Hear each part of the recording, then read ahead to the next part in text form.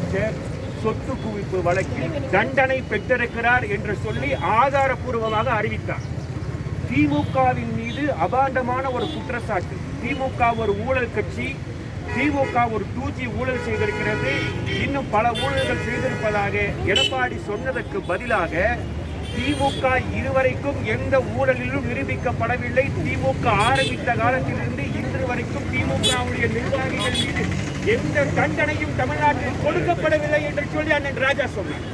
இதுக்கு பதில் சொல்றதுக்கு வக்கில்லாம, நேருக்கு நேர் விவாதத்துக்கு கூப்பிடுறதுக்கு வக்கில்லாம, ஒரு முன்னாள் அமைச்சர் ஒரு ராஜேந்திர பாலாஜி எங்களுடைய கட்சியினுடைய தலைவரை ஒருமையில பேசியிருக்கிறார். அது மிக கடுமையாக தமிழ்நாடு முழுவதும் கண்டிக்கத்தக்கக்கூடிய ஒரு விஷயம். காவல்துறை சொன்னது, அந்த நகர செயலாளர் சொன்னார், காவல்துறை சொன்னதின் பேரில் நாங்கள் உருவ பொம்மை எரிக்கவில்லை என்று சொல்லி ஒரு கட்டுப்பாடு மிகுந்திருக்கிற ஒரு இயக்கம். அதே போல நாங்கள் நினைத்திருந்தால் இன்று என்ன வேண்டாலும் தமிழ்நாட்டில் அசம்பாவிதங்கள் ஏற்படும். அந்த நிலையில் நாங்கள் நடந்து கொள்ளவில்லை. தலைமை எங்களுக்கு என்ன அறிவுறுத்தியதோ, மாவட்ட நிர்வாகம் என்ன எங்களுக்கு சொன்னதோ, நகர கழகத்துடைய நிர்வாகம் எந்த செயல் செய்ய சொன்னார்களோ அதன்படி இங்கு நாங்கள் நின்று கொண்டிருக்கிறோம். அன்பிற்குரிய பொதுமக்கள் புரிந்து கொள்ள வேண்டும்.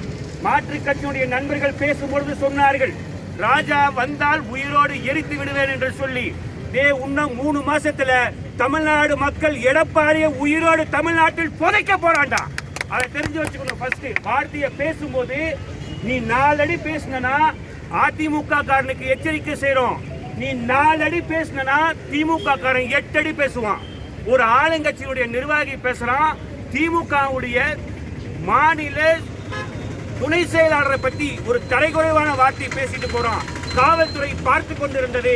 தயவு செய்து நாங்கள் சொல்கிறோம், எங்களுடைய இலக்கணத்தையும் சரி, எங்களுடைய நாகரிகத்தையும் சரி, எந்த இடத்திலும் காப்பாற்றிக் கொள்வோமே தவிர எந்த இடத்திலும் இழக்க மாட்டோம். இதை பொதுமக்கள் புரிந்து கொள்ள வேண்டும்.